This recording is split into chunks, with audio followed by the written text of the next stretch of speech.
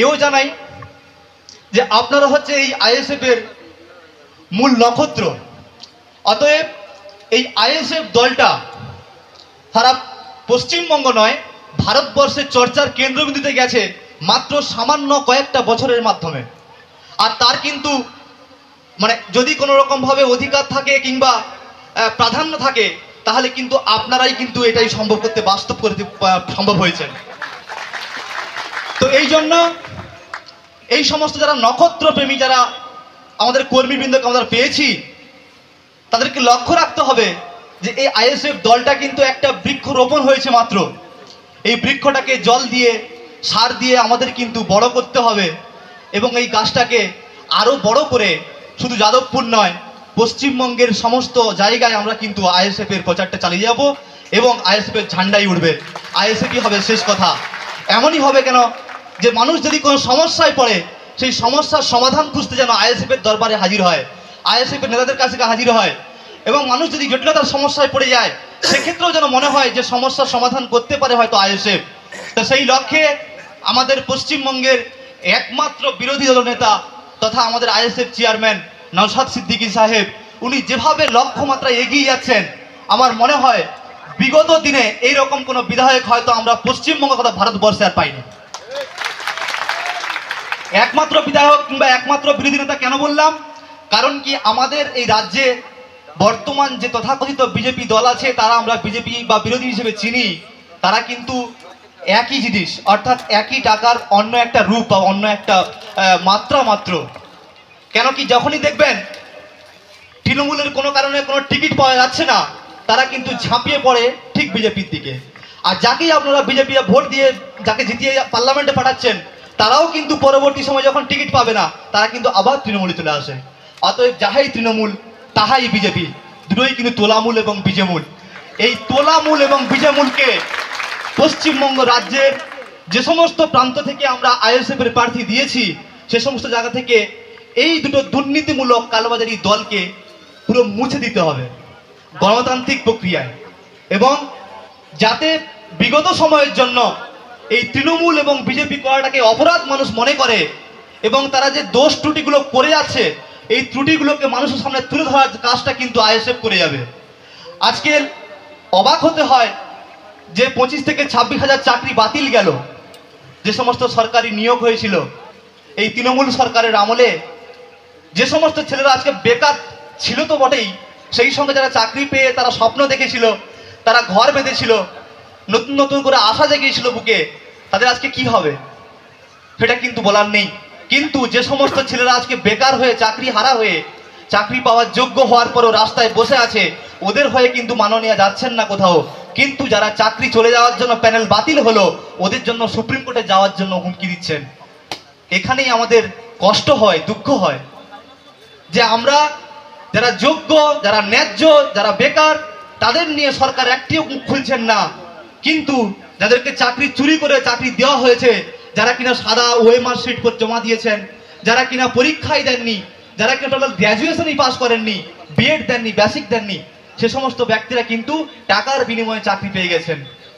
এখন মানুষ যারা চাকরি হারিয়েছেন, তারা কি ছেড়ে দেবে নাকি? তারা ছাড়বে? তারা তো মনে হয় তৃণমূলের যারা যে সমস্ত যারা তোলা তুলেছিলেন, ওদের বাড়িতেই হামলা করে বলে মনে হয়। এবং একদিন এমন হবে রাস্তাঘাটে মানুষ যখন তৃণমূল করবে বা বেরোবে, ওদেরকে চোর বলে আখ্যায়িত করবে। এখন তো করছে, আরও করবে। আর বর্তমান এত দুর্নীতি, এত চুরির পরেও তৃণমূলের সঙ্গে যারা ঘুরছে, তাদেরকে বুঝতে হবে হয় ওরা স্বার্থের জন্য ঘুরছে, আর না হয় কোনো কিছু ধান্দা আছে। তাছাড়া কিন্তু আর টিএমসির সঙ্গে কেউ নেই। যদি সেই ব্যক্তি সত্যি করে মানসিকতা এবং মানবিকতা থাকে মানুষের মধ্যে, আমার তো মনে হয় তৃণমূল এবং বিজেপি করাটা হয়তো ওর পক্ষে যোগ্য নয়। এবং মানুষ সত্যি বলতে কি, প্রকৃতি যারা মানব সন্তান, তারা বলে ওনার যে দুর্নীতি হয়েছে, এই দুর্নীতির বিরুদ্ধে মনে হয় আর টিএমসি বা বিজেপি করবে না। আমাদের যাদবপুর লোকসভা থেকে আইএসএফ দল তথা আমাদের চেয়ারম্যান নওশাদ সিদ্দিকী সাহেব আমাকে প্রার্থী করেছেন এবং সেই সঙ্গে সঙ্গে আমার দায়িত্ব হয়তো আরও একটু বেড়ে গেল। এবং সেই সঙ্গে সঙ্গে এটাও বলি যে এই যাদবপুরের প্রার্থী কি করে জিতবে এবং কত মার্জিনে জিতবে, এটাও কিন্তু ঠিক করবেন কিন্তু আপনারা। অতএব আপনাদের সক্রিয় ভূমিকার মাধ্যমে কিন্তু আমি দিল্লির পার্লামেন্টে গিয়ে দরবার করতে পারবো আপনাদের হয়ে। যাদবপুরের লোকসভার মধ্যে বিভিন্ন বিধানসভা পড়ে, 7টি বিধানসভার মধ্যে প্রধান যেটা গ্রামীণ অঞ্চল পড়ে বা গ্রামীণ বিধানসভা পড়ে, তার মধ্যে ভাঙড়টাও পড়ে। সেই সঙ্গে সঙ্গে বারাইপুর পূর্ব এবং বারাইপুর পশ্চিম, সোনারপুর দক্ষিণ এবং সোনারপুর উত্তরের কিছুটা অংশ। এই গ্রাম্য অঞ্চল থেকে যে সমস্ত ব্যক্তিরা মুমূর্ষ রোগী হয়ে আসেন চিকিৎসার জন্য চিকিৎসা নিতে হসপিটালে, তারা কিন্তু হসপিটালে যখন এসে দেখেন হয় ডাক্তার নেই কিংবা বেড নেই, আর যদিও বা চিকিৎসা করতে হয় তাহলে নিহাত মৃত্যু। কারণ কি, তারা দরিদ্র সীমার নিচে বসবাস করেন, তারা অত্যন্ত সাধারণ, তারা কৃষক, তারা কিনা চাষবাস করে তাদের জীবনযাপন করেন, তাদের পক্ষে সম্ভব হয় না বড় বড় নার্সিংহোমে গিয়ে চিকিৎসা করা। তো সেই ক্ষেত্রে আমাদের আশু প্রয়োজন একটা চিকিৎসা, উন্নত মানের চিকিৎসা ব্যবস্থা থাকবে সরকারি মাধ্যমে, অর্থাৎ সরকারি হসপিটালের মাধ্যমে। সেই চিকিৎসার জন্য আমরা প্রথম থেকেই বলে আসছি, আমাদের ভাইজান সাহেব প্রথম থেকেই বলে আসছেন যে হসপিটালে কত বেড আছে সেটা যেন ডিসপ্লে করে দেখানো হয়, না হলে কিন্তু সেই তোলামূল বিনামূল্যের দালালরা ওরা কিন্তু ঢুকে গিয়ে কমিশন নিয়ে কাটমানি নিয়ে তবে বেড পাওয়ায়, তা না হলে কিন্তু বেড হয় না। আমরা যারা এসছি যেসব কর্মীরা এবং যারা শুনছেন বাইরে থেকে, ওরাও জানেন আমরা হসপিটালে গেলে সত্যি কত হ্যারাসমেন্ট হতে হয় আমাদের, কতটা সমস্যার সম্মুখীন হতে হয় আমাদের। সেই সমস্ত কষ্ট, সেই সমস্ত দুঃখ, সেই সমস্ত জ্বালা যন্ত্রণা সবকিছু কিন্তু আমরা এই ভোট বাক্সে কনভার্ট করবো, খামচিহ্নে করবো তো। সেই সঙ্গে সঙ্গে আমাদের কিন্তু পশ্চিমবঙ্গের একটা মূল সমস্যা শিক্ষা ব্যবস্থা। আমাদের পশ্চিমবঙ্গের শিক্ষার হার এবং শিক্ষা ব্যবস্থা এতটাই তলানিতে চলে গেছে যে মানুষ পড়া থেকে বিরত হচ্ছে। আপনারা কিছুদিন আগে খবরে শুনবেন যে অনার্স গ্র্যাজুয়েশন লেভেলে যে অনার্স ভর্তি হয়, সেই অনার্সে কিন্তু সিট ফাঁকা, এটা ইতিহাসে কোনোদিনও হয়নি। তার কারণ কি, সাধারণ বাড়ির বাবা মায়েরা কি ভাবছেন যে আমার ছেলেটাকে আমি জমি বিক্রি করিয়ে, আমি গা খাতা পরিশ্রম করিয়ে দিয়ে আমার ছেলেটাকে মানুষ করাবো, আর সেই ছেলেটা পরে চাকরি পাবে না, বেকার হয়ে টোটো চালাবে, বেকার হয়ে ওলা চালাবে, বেকার হয়ে চাষবাস করবে, তার জন্য তো আমার ছেলেকে পড়াবো না। আমার ছেলে শিক্ষা তো পাচ্ছেই না, তারপরেও চাকরির জন্য আবার ঘুষ দিতে হবে, ওর থেকে পড়ার থেকে না পড়াই ভালো।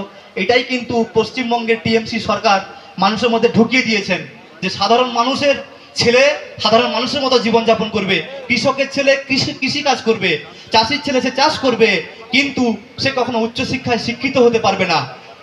আমরা সেটা প্রথম প্রস্তাব এনেছিলাম যে আমরা যে শিক্ষা ব্যবস্থা আনবো সেখানে জজ সাহেবের ছেলেও যে শিক্ষা গ্রহণ করবে, একটা কৃষকের ছেলেও সেই শিক্ষা গ্রহণ করবে, একজন ভ্যান চালকের ছেলেও সেই শিক্ষা গ্রহণ করবে, একই বেঞ্চে সব বসবে, একই শিক্ষা গ্রহণ করবে। আমরা টাকা পয়সার জন্য, আমরা দারিদ্রতার জন্য আমার ছেলেমেয়েকে কেন শিক্ষা থেকে বঞ্চিত করব? তারপরে সোনারপুর উত্তর এবং সোনারপুর দক্ষিণ তো আছেই, এবং সেই সঙ্গে সঙ্গে যাদবপুর এবং টালিগঞ্জের বেশ কিছু যারা প্রত্যন্ত এলাকা বা গ্রামীণ এলাকা আছে সেখানে কিন্তু আর্সেনিক মুক্ত জলের একটা প্রবল চাহিদা আছে। আমরা গ্রামে গেলে দেখতে পাই এখন কিন্তু কল খারাপ থাকে, কলে জল ওঠে না, কল থাকে বাট কলে জল নেই, যদিও বা জল ওঠে সেটা খাওয়ার উপযোগ্য নয়, হয় আয়রন থাকে কিংবা আর্সেনিক। এতে আমরা বিপদের কোলে ঢলে যাচ্ছি, আর সরকার এটা নিয়ে তামাশা খেলছে, আমাদের জীবনকে নিয়ে ছিনিবিনি খেলছে। তাই এই ছিনিবিনির জবাবটাকে দিতে হবে খামচিহ্নের মাধ্যমে, হবে তো? যাদবপুর থেকে প্রার্থী যাবে তো? যাই হোক, চেয়ারম্যান সাহেব এসছেন এবং ওনার অন্যান্য প্রোগ্রামও আছেন, তো সেই কারণের জন্য আর বেশি দীর্ঘায়িত করবেন না। আপনাদের সকলকে অসংখ্য অসংখ্য ধন্যবাদ জানাই। আইএসএফ জিন্দাবাদ, ইন্ডিয়ান সেকুলার ফ্রন্ট জিন্দাবাদ, নওশাদ সিদ্দিকী সাহেব জিন্দাবাদ, এবং সেই সঙ্গে সঙ্গে আপনারা আপামর কর্মীরা এসছেন তাদের সকলকে অসংখ্য অসংখ্য ধন্যবাদ এবং জিন্দাবাদ।